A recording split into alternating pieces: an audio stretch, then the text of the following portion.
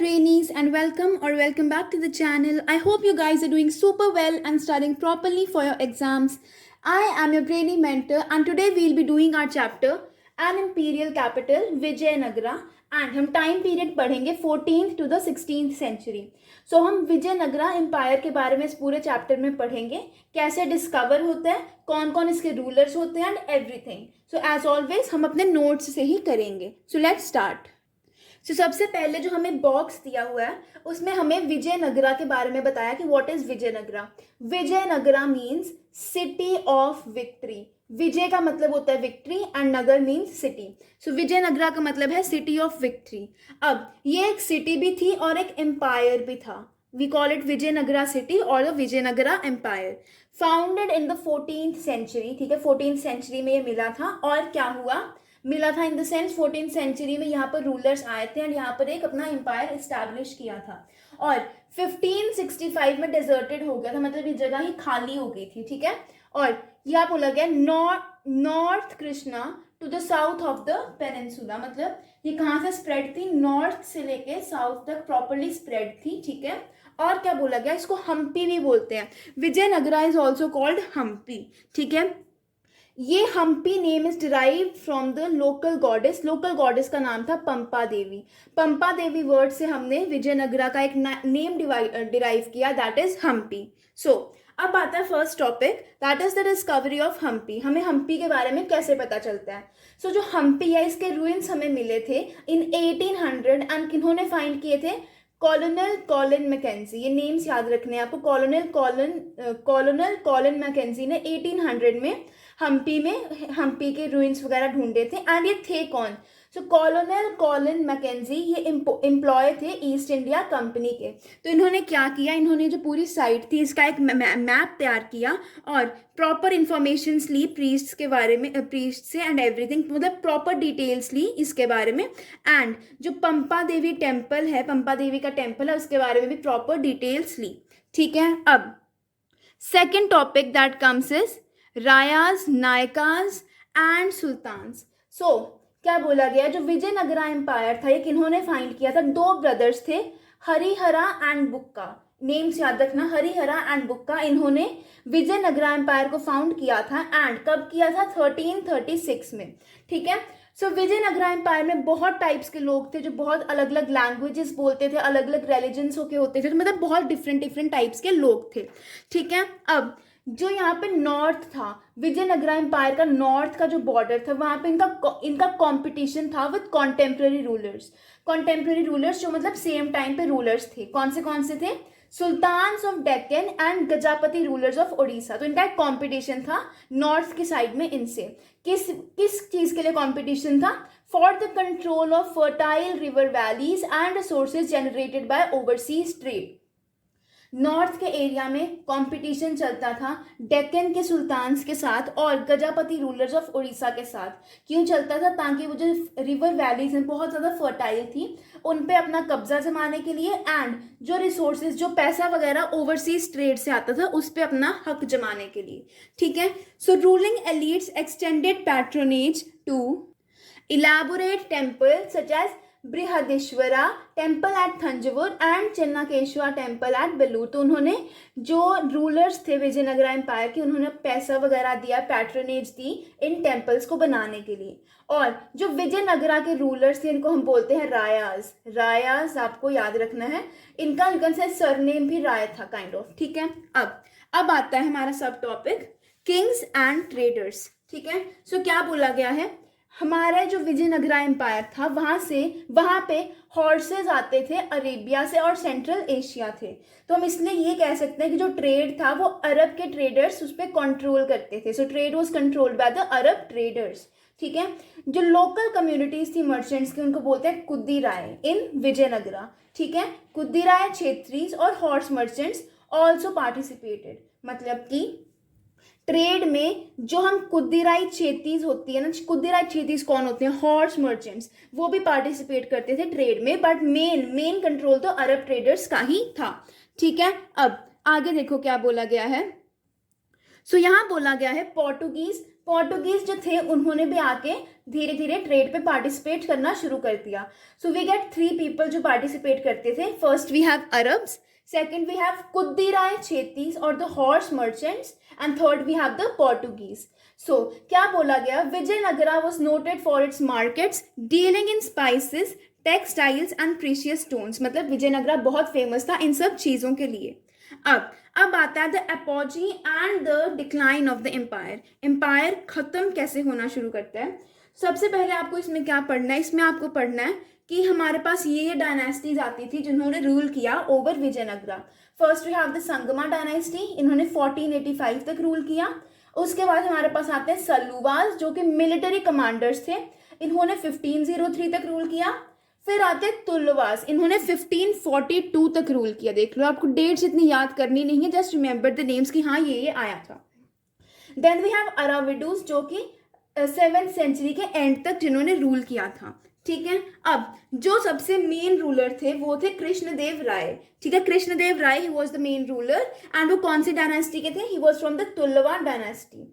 ठीक है, अब कृष्णदेव राय के टाइम पर क्या होता है, इन्होंने तुंगभद्रा और कृष्णा रिवर्स के बीच में जो लैंड था उसको अपने कब्जे में कर लिया एंड ओडिशा के रूलर्स को भी ओडिशा का पूरा एरिया अपने कंट्रोल में ले लिया. किन्होंने, कृष्णदेव राय ने. इन्होंने सुल्तान ऑफ बीजापुर को भी बहुत बुरी तरह हराया विद मेनी डिफीट्स. ठीक है, और इनकी अचीवमेंट क्या थी, इन्होंने टेम्पल्स बनाए, बहुत सुंदर सुंदर टेम्पल्स बनाए and added impressive gopurams to the south Indian temples. Gopurams क्या होते हैं, जैसे अगर ये कोई टेम्पल है तो टेम्पल का टॉप ऐसे करके होता है ना, if you have seen it, देखा ही होगा. तो this top is called gopuram. So इन्होंने क्या किया, इन्होंने टेम्पल्स बनवाए और साउथ इंडियन टेम्पल्स में गोपुरम्स भी बिल्ड करवाए. ठीक है, अब he founded a suburban township near Vijayanagara called Nangalapuram after his mother. ठीक है, इन्होंने एक एरिया फाउंड किया, एक छोटा सा टाउन फाउंड किया जो कि विजयनगरा के थोड़ा सा पास में ही था एंड इसका नाम इन्होंने रखा नंगलापुरम. ये this name was derived from his mother's name. ठीक है, ये हो गया अबाउट कृष्णदेव राय. अब we have about the rule of Aravidu. जो अराविडू थे ये कौन थे, बोला गया the military ambitions led to shifting alignments. मतलब पहले तो अच्छे से रूल चल रहा था कृष्णदेव राय का, बट मिलिट्री इश्यूज की वजह से अब रूल चेंज हो जाता है एंड कौन आ जाते हैं, अराविडूज आ जाते हैं जो कि क्या थे, मैंने आपको बताया था, दे वर मिलिट्री चीफ्स. सो क्या बोला गया, सभी लोग इकट्ठे हो जाते हैं अगेंस्ट विजयनगरा. ठीक है, अलायंस ऑफ सल्तनेट्स अगेंस्ट विजयनगरा, सभी अलग अलग रूलर्स इकट्ठे हो जाते हैं अगेंस्ट विजयनगरा. एंड 1565 में क्या होता है, रामा राय जो कि चीफ मिनिस्टर थे विजयनगरा का, उन्होंने क्या किया, अपनी जो मतलब विजयनगरा की आर्मी थी उसको कंबाइन कर दिया बाकी आर्मीज के साथ जो कि विजयनगरा के अगेंस्ट थी. मतलब एक तरह से वो विजयनगरा के अगेंस्ट हो जाते हैं, पूरी की पूरी विजयनगरा की आर्मी भी एंड बाकी सराउंडिंग कंट्री जो स्टेट्स थी उनकी आर्मी भी. इतना क्लियर है. आगे, relations between sultans and the Rayas was not always hostile. हमेशा ही रिलेशन खराब नहीं था. एक टाइम पर क्या बोला गया, जो यावना किंगडम था ना, जो कृष्णदेव राय थे उनको बोला जाता था इस्टेब्लिशर ऑफ द यावना किंगडम. मतलब कि उन्होंने क्या किया था, यावना किंगडम क्या था, जो ग्रीक्स का किंगडम था, जो ये किंगडम था इसको कृष्णदेव राय ने इस्टेब्लिश किया था. इनका बहुत अच्छा रिलेशन था एक टाइम पे सुल्तान्स और रायास का. सो Vijayanagara kings were keen to ensure stability of the sultanates and vice versa. मतलब सभी चाहते थे कि विजयनगरा किंग्स और रायस जो थे, मतलब रायास और जो सुल्तान्स तो थे, ये एकदम अच्छे से रहें एंड एकदम पीसफुल इनका एम्पायर रहे. क्लियर है. So now will be studying about the Rayas and the Nayakas. तो रायास तो हमें पता है, तो जो किंग्स थे विजयनगरा के. अब नायकास कौन थे, नायकास मिलिट्री कमांडर्स थे उन्हीं रायास के. ठीक है, चलो देखते हैं. सो क्या बोला गया, नायकास क्या करते थे, फोर्ट्स कंट्रोल करते थे और आर्म सपोर्टर्स थे उनके पास, मतलब वो आर्मीज भी एक तरह से कंट्रोल करते थे. सो इनकी लैंग्वेज कौन सी होती थी, या तो तेलुगु होती थी या तो कन्नडा होती थी. ठीक है, so they were submitted to the authority of the kings but they often rebelled and had to be subdued by military action. वो क्या करते थे, वो अपने आप को पूरे किंग के अंडर रखते थे, बट कभी कभी वो रेबेल कर देते थे, मतलब अगेंस्ट हो जाते थे किंग के, तो किंग को मिलिट्री एक्शन लेना पड़ता था उनको रोकने के लिए. ठीक है, अब आगे वी हैव अबाउट द अमारा नायका सिस्टम. सो क्या बोला, major political innovation of the Vijayanagara empire, बहुत फेमस इनोवेशन है एम्पायर का. So many features of the system were derived from iqta system of the Delhi sultanate. मतलब ये जो अमारा नायका सिस्टम था, दिस वाज, इसके कुछ ना कुछ ऐसे थिंग्स थे जो दिल्ली सल्तनत के इक्ता सिस्टम से मैच करते थे. अब देखो अमारा नायकास थे कौन? ये मिलिट्री कमांडर्स थे जिनको क्या किया था, राजा ने अपने कुछ ना एरियाज दिए थे, कुछ टेरिटरीज दी थी ताकि ये इनको गवर्न कर सके. अब ये करते क्या थे नायकाज, ये टैक्सेस कलेक्ट करते थे और बाकी सब ड्यूज वगैरह कलेक्ट करते थे पेजेंट्स वगैरह से, एंड क्या करते थे, किंग्स को आर्मी प्रोवाइड करते थे जब ज़रूरत होती थी. ठीक है, अब आगे क्या बोला गया है, इधर देखो. क्या बोला गया, during the course of 17th century में क्या हुआ, कुछ ऐसे नायकास थे जिन्होंने इंडिपेंडेंट किंगडम्स भी इस्टेब्लिश कर लिए. So this was about the अमारा नायका सिस्टम. अमारा नायकास कौन थे? मिलिट्री कमांडर्स थे जिनको राजा ने कुछ जमीन दी थी, कुछ एरिया दिया था रूल करने के लिए. ठीक है, अब आता है third topic, Vijayanagara the capital and its environs. ठीक है, विजयनगरा के कैपिटल के बारे में पढ़ेंगे एंड इसका एनवायरनमेंट कैसा था उसके बारे में पढ़ेंगे. So first we have water resources. क्या बोला गया है, देखो, the most striking feature about the location of Vijayanagara is the natural basin formed by river Tungabhadra which flows in the north easterly direction. मतलब विजयनगरा एम्पायर में river Tungabhadra भी flow करती है जिसकी वजह से इरिगेशन वगैरह वाटर रिसोर्सेज बहुत ज़्यादा हैं. So this empire is surrounded by granite hills. तो मतलब ग्रेनाइट की भी अवेलेबिलिटी हो जाती थी and a number of streams, मतलब पानी की तो कमी ही नहीं थी. So elaborate measures to store rain water and conduct it into the city. मतलब प्रॉपर मेजर्स थे, रेन वाटर बचाया जाता था एंड पूरे सिटी में उसको सप्लाई किया जाता था. अब एग्जाम्पल है हमारे पास कमलापुरम टैंक का. तो क्या बोला गया, 15th सेंचुरी की स्टार्टिंग में बनाया गया था एंड इस टैंक का जो पानी था, क्या बोला गया, water from this tank irrigated fields and was conducted through a channel to the royal centre. मतलब जो इस टैंक का पानी था वो किसके लिए यूज होता था, फील्ड्स को पानी देने के लिए यूज होता था एंड जो बाकी पानी होता था वो रॉयल सेंटर की तरफ जाता था, मतलब सेंट्रल पार्ट में जाता था. ठीक है, अब आगे बोला गया अबाउट हीरिया कैनाल. क्या बोला गया, देखो, Hiriya canal Drew water from a dam across the Tungabhadra and irrigated the cultivated valley. मतलब कि पानी कहाँ से आता था हीरिया कैनाल में, तुंगभद्रा रिवर के पे जो डैम था उससे पानी आता था, जिससे क्या होता था, वैली को पानी लगता था properly and separated the sacred centre from the urban core. मतलब ये जो कनाल थी ये हमारा सेंटर जो था, सेंटर इन द सेंस जहाँ पे रॉयल लोग रहते थे, किंग्स वगैरह रहते थे, उसको सेपरेट करती थी अर्बन सिटी से. अब ये जो हीरिया कैनाल थी किसने बनाई थी, Kings of the Sangma dynasty. ठीक है, सो नेक्स्ट पॉइंट आता है फोर्टिफिकेशंस एंड रोड्स. बोला गया great fortress walls enclosed different parts of the city. मतलब ये जो अगर हमारी सिटी है तो साइड में प्रॉपर वॉल्स लगाई हुई है ताकि कोई अटैक ना कर दे. क्या बोला गया, Abdul Razzaq an ambassador sent by the ruler of Persia. ये बहुत इंप्रेस होते हैं इन सब वॉल्स को देख के. क्यों इंप्रेस होते हैं, क्योंकि यहाँ तो ना कोई सीमेंट यूज होता है ना तो कोई मोटार यूज होता है. यहाँ पर देखो लिखा हुआ नो सीमेंट और मोटार यूज. तो बहुत शॉक्ड होते हैं, बहुत सरप्राइज होते हैं कि how is this even possible. ठीक है, क्या बोला गया, वो जो वॉल्स थी, फोर्ट्रेस जिनको हम बोलते थे, वो कैसे बनाई गई थी, वो स्टोन ब्लॉक्स से बनाई गई थी जो कि वेज के शेप में थे. मतलब काइंड ऑफ इस तरह से वो ब्लॉक्स थे, उससे बनाई गई थी. एंड जो वॉल्स का इनर पोर्शन था वो किससे बनाया था, was of earth packed with rouble. जो मतलब मिट्टी होती है, मिट्टी के अंदर स्टोन्स एंड ऑल डाल के उससे बनाया गया था इनर पोर्शन. इसलिए क्या बोला गया, अब्दुल रजाक जो थे वो कंप्लीटली शॉक्ड हो गए थे, इंप्रेस्ड हो गए थे, क्योंकि कोई मोर्टार या फिर कोई सीमेंट यूज नहीं हुआ था. और क्या बोला गया, evidence of agricultural land between sacred centre and urban core. तो हमें एग्रीकल्चरल एरिया भी मिला है जहाँ पे कनाल थी ना, हीरिया कैनाल क्या करती थी, सेक्रेड सेंटर और अर्बन कोर को सेपरेट करती थी, है ना. सो यहाँ पर भी वही बोला गया, एग्रीकल्चरल लैंड था इन दोनों के बीच में. A second line of fortification went around the inner core of the urban complex. अलग अलग दीवारें थी. देखो आई एम जस्ट सॉरी, मैंने यहाँ पे गलत बोल दिया. सेक्रेड कोर अलग था, सेक्रेड सेंटर. ठीक है, मैंने क्या बोला, सुनो मेरी बात. देखो सबसे पहले ये जो हमारा अर्बन सेंटर था, यहाँ पर अलग अलग डिविजन्स थे जो प्रॉपर फोर्टिफिकेशंस हुई थी. सो बोला गया a second line of fortification went around the inner core of the urban complex and the third line surrounded the royal centre.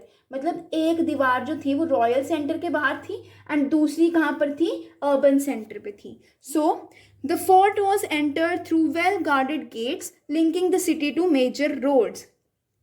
Fort मतलब उस दीवारों के अंदर आना तो बड़े बड़े गेट्स लगे हुए थे, जैसे आपने मूवीज में भी देखा है ना, बहुत बड़े बड़े gates. If you have seen Baahubali, पता होगा आपको, बहुत बड़े बड़े गेट्स होते हैं, है ना. सो जिसके जो गेट्स का काम क्या होता था, it linked the city to the major roads. अब सबसे पहले हमारे पास आता था अर्बन कोर. अर्बन कोर के बारे में देखो क्या बोला गया है. सो बोला गया है fine Chinese porcelain found in some areas. Urban core मतलब बहुत, अर्बन में क्या होता है, मार्केट्स वगैरह होती है ना, तो अर्बन कोर में बोला गया कि बहुत अच्छा चाइनीज पोर्सिलेन मिला हमें अर्बन कोर में. ठीक है. और क्या बोला गया, सजेस्ट दैट दीज एरियाज में have been occupied by rich traders. मतलब इससे हमें ये पता चलता है कि यहाँ पर इन एरियाज में बहुत ज़्यादा अमीर अमीर ट्रेडर्स होते थे. Entire area was dotted with numerous shrines and small temples pointing to the prevalence of a variety of cults. मतलब temples थे, shrines थे, अलग अलग you can say religious places थे, जिससे हमें पता चलता है कि बहुत ज़्यादा religions, cults यहाँ पर रहते थे. ठीक है, ये हो गया अर्बन कोर. अब अगला हमारे पास आता है द रॉयल सेंटर. ठीक है, देखो. सो क्या बोला गया कि जो रॉयल सेंटर था वो साउथ वेस्टर्न पार्ट में था विजयनगरा के, एंड इसमें ऑलमोस्ट 60 टेम्पल्स थे, इससे भी ज़्यादा थे. ठीक है. 30 बिल्डिंग कॉम्प्लेक्सेस वर आइडेंटिफाइड एज पैलेसेस. कोई बड़ी बड़ी बिल्डिंग्स होंगी 30 ऑलमोस्ट, उनको पैलेस बोला गया. एंड डिफरेंस क्या था टेम्पल्स और पैलेसेस के बीच में, जो टेम्पल्स का मटेरियल था वो इतना अच्छा था कि वो बहुत लॉन्ग टाइम चल सकता था. क्या बोला गया, कंस्ट्रक्टेड ऑफ मैसनरी, अच्छा मटेरियल. पैलेसेस का जो मटेरियल था दैट वाज पेरिशेबल मटेरियल, मतलब 10 साल 15 साल उसके बाद खत्म. टेम्पल्स का था ऑफ अ लॉन्ग टाइम, ज़्यादा टाइम के लिए चलने वाला. ठीक है. अब सबसे पहले हमारे पास आता है द महानवमी टिब्बा. देखो. सो क्या बोला गया, एक जो पैलेस होता था उसमें 2 इम्प्रेसिव प्लेटफॉर्म्स होते थे, मतलब स्टेज टाइप होते थे जो बहुत इम्प्रेस करते थे. First one was the audience hall and second one is the Mahanavami Tibba. ठीक है. सो क्या बोला गया, ऑडियंस हॉल क्या था पहले, audience hall was a high platform with slots of wooden pillars eight close and regular intervals. एक ऊंचा सा ऐसे करके प्लेटफॉर्म था, यहाँ पर क्या थे, पिलर्स लगे हुए थे प्रॉपर, एक प्रॉपर इंटरवल पे. ठीक है. That is called your audience hall. ठीक है. इसके बाद हमारा जो आता है दैट इज महानवमी टिब्बा. तो क्या बोला गया, महानवमी टिब्बा एक बहुत हाई पॉइंट पे था, located at one of the highest points of the city and massive platform with supported a wooden structure. आपकी बुक में भी दिया हुआ है फिगर 7.11, एक बड़ा सा प्लेटफॉर्म है और ऊपर एक वुडन स्ट्रक्चर था जो कि अब कोलैप्स हो चुका है, बिकॉज आपको पता है वुड ज़्यादा टाइम तक चलती नहीं है. ठीक है. सो अब हमें बताया कि महानवमी क्या होता है. So Mahanavami is the 10-day Hindu festival during the autumn months of September and October, जिसको हम नवमी कहते हैं. 9 days 10 days का होता है लॉर्ड देवी का फेस्टिवल जो होता है ना. सो सेरेमनीज कौन सी होती थी इस फेस्टिवल में, worshipping of the image, worship of the state horse and sacrifice of buffaloes. भगवान की इमेज की पूजा होती थी, स्टेट हॉर्स जो मतलब मेन हॉर्स होता है उसकी पूजा होती थी, एंड बफलोज का सैक्रिफाइस होता था. So dances, wrestling matches, ritual presentations by the chief नायकास. ठीक है. वो प्रॉपर सेलिब्रेशंस करते थे.